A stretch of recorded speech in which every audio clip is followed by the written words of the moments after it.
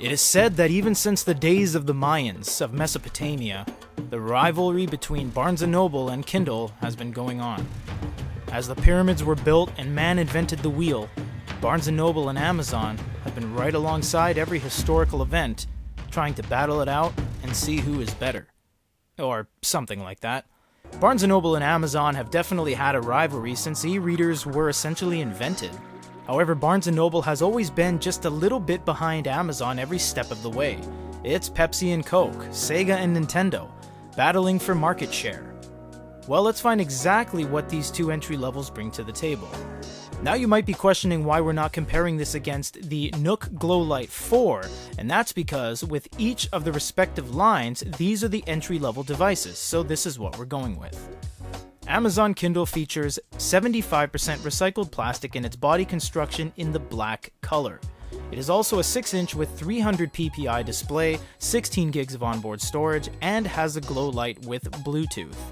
The Nook 4e has the same 6-inch display but only 212 ppi. They also removed the warm lighting for this one compared to its higher model, the Glowlight 4, and has no Bluetooth on board. Both of these are $119.99 USD, MSRP normally. However, the Barnes & Noble has something that the main Kindle line hasn't had in countless generations: physical page turn buttons, and a home button.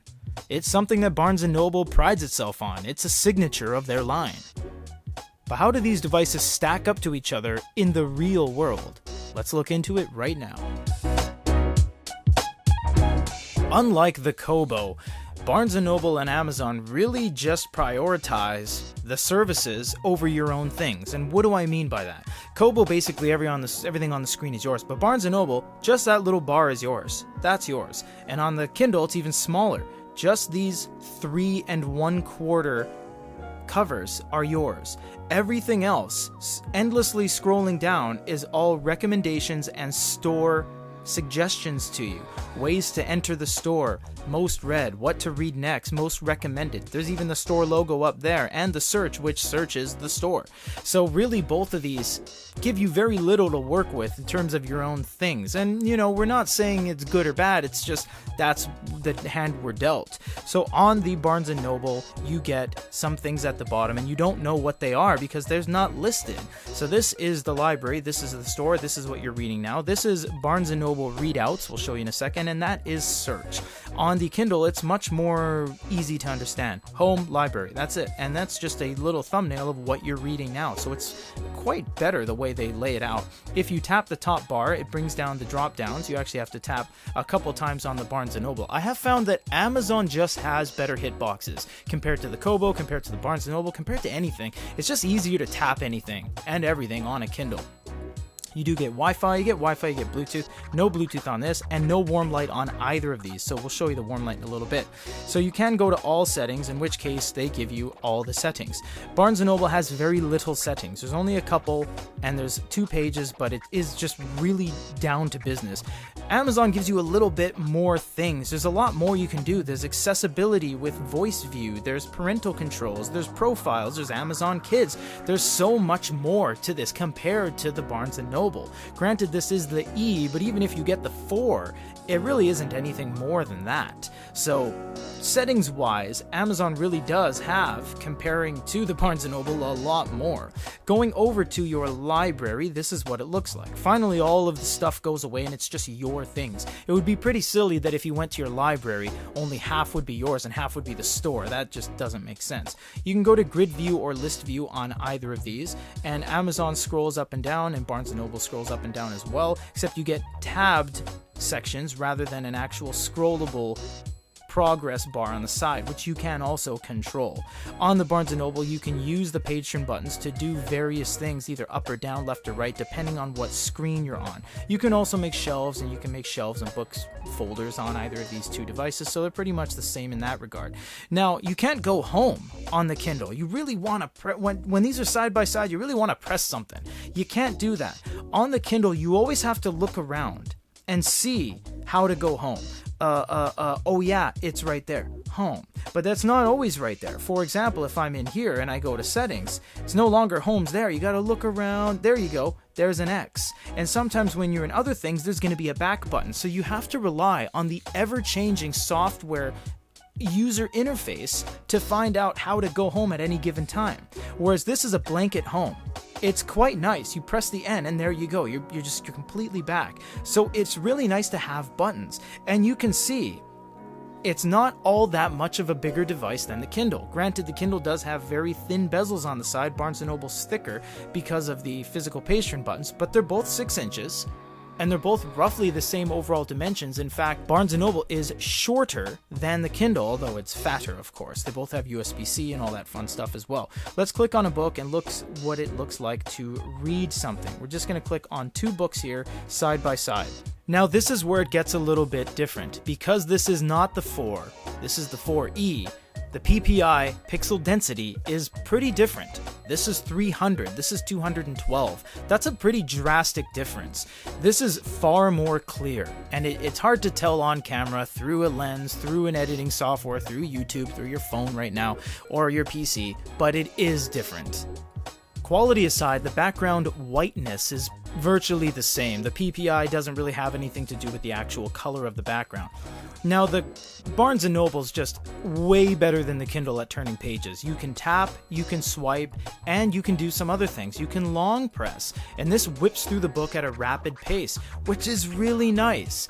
Amazon has a rapid page turn system on manga, but not on books. If you long press on something, it's either going to do nothing or think you're long pressing on a word.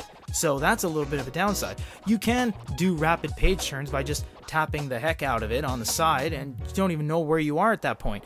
Barnes & Noble is more refined. For example, I can double tap the page turn buttons and it actually goes chapter by chapter. It jumps. So if I double tap like this and go back, it's going to jump between each header of the book. You can see like that.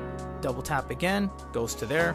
Double tap forward, double tap back. It's jumping between sections, and whatever sections that the particular book has, either sections of what characters introduced or whether it's prologue and then ending or epilogue, it's going to jump between sections, which is really cool, and you can keep track of your progress down below. Same with the Amazon, tells you where you are there. Long pressing on something on both of these give you different experiences. Everything on Barnes & Noble has always been icon based. The home screen we showed you, the end, which you don't know if it actually did back or home, and all of these. So you have to kind of do it once and then you'll learn it forever. So that's copy, that's highlight, that is take a note, that is look up in dictionary, and that's search. You can also read more on your individual lookup and it'll give you a bunch of things. It'll tell you synonyms, all that kind of stuff. Amazon has really the same thing, dictionary, search in Wikipedia, or actually translation. And Amazon's way better at that because it does have translation. What that means is you can actually box a whole bunch of text, click on that, click translation, and in 3 seconds it's absolutely all translated from any language to any language you see on the drop down, and that can really break down barriers. That's really nice. Barnes & Noble doesn't have any sort of additional things. If you click on here, all you really get is add bookmark, jump to page, table of contents. That's really it. You don't get anything else, whereas Amazon has X-ray, and X-ray is invaluable. If you were juggling multiple books and you look at this book again and you don't know what some of the terms are and what they mention, like what is Brisago, I don't know what that is, you can click on that. It tells you how many times it was mentioned, a little bit of an information about it, a see more drop down, and every time it was mentioned, and you can click on it and go to that section. It is a very useful tool for reviewing and kind of catching up on maybe previous books you have left in the dust for a little bit of time. When it comes to ebook readers, it really doesn't seem like there's any competition when it comes to manga. Amazon just is so good. On regular manga, you can actually do a rapid page turn system that was grabbed and pulled from the manga model way back in 2014-15 from Amazon. It was a Japanese exclusive, and you're able to do things like that. It also looks great and is formatted perfectly. Barnes & Noble is weird. It kind of sinks into the middle, and this is a downloaded from their store manga or graphic novel. You can't really do much. You tap on something, nothing really happens, it refreshes. Yes, you can do physical page turn buttons, which is really nice, but Amazon takes it a step step further. On manga, they have the rapid page turn engine, and on graphic novels, they actually have panel view or guided view. For example, if I'm on this page right here, I can double tap on a panel and it gets rid of everything and just gives me that panel, which is really cool because in the portrait panels, like that one, it looks so much better standing portrait. Amazon really has the best delivery of manga on ebook readers. Android, tablet, e-paper screen, mega giants aside like Onyx and BIGME, Amazon has it made when it comes to the actual content, the consumption, the experience. It's just, there's no comparison. Barnes & Noble, readouts. Amazon Kindle, Goodreads. They both have their own little flavor, and you can't get either of theirs on the other device. It's completely separate. Barnes & Noble readouts is just little blogs and excerpts of each individual book. You can click on something, you can read little snippets, synopsis. You can go over here and look at serial reads, view past titles, start reading things right away, click on something and away you go. You can refresh and it'll refresh the feed. That's about it. It's kind of dry. Whereas Goodreads is actually the largest social media platform in the world for book reviews. Surprising even to us recently. If you go through their things here, you can read things. You can click want to read or have read. For example, I want to read that. I click on that. And then once you're here, you can leave a review or you can toggle offer on the want to read. I'm not going to leave a review because if you do, it actually screws with the algorithm because I haven't read it. If I say it's 5 stars, that's not honest and I'm not contributing properly. But you can contribute properly by doing these steps. And if you go over here, you actually get more of a social media experience. And on Goodreads, you get more of an actual landing page social media experience. For example, I have my account with my Goody Reader display picture and all the things I have read. I can look at my friends, I can edit things, I can go to my home. It's more of a home base, which is why they're #1 for that reason. You can look at your friends, you can toggle through things, everything kind of changes in this carousel-esque layout. It's way more robust if you're comparing these kind of sub-features of readouts versus Goodreads. It's really just much more fun and engaging on the Amazon. Here's where the divide just goes off the rails. Barnes & Noble, one of the biggest things about Barnes & Noble is that they're only in America, and to a very, very small, lesser extent, some select places like the UK. They had a stint over there. However, that's it.